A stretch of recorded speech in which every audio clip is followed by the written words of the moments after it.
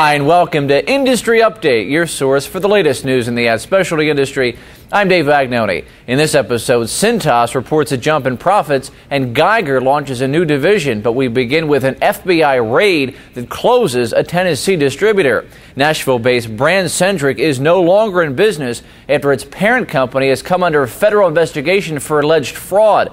Executives at Sommet Group, which owns BrandCentric, are suspected of inappropriately handling clients' taxes, payroll checks, and retirement plans.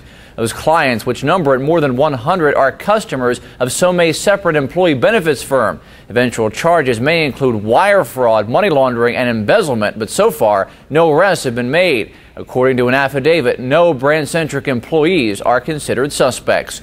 In other news, Counselor Top 40 distributor Cintas has announced a $55 million profit in the last quarter, a significant increase compared to this time last year. Total revenue last quarter also improved 3.5% to $909 million, beating analysts' forecasts. However, Cintas' full-year earnings dropped 4.7%, with its total revenue slipping to $3.5 billion. We continue now with positive news in the labor market, as a new survey shows more businesses are hiring. Data shows nearly one-third of U.S. companies added employees during the second quarter, and a full 40% expect to hire workers over the next 6 months. That's the largest jump in labor optimism since January of 2008.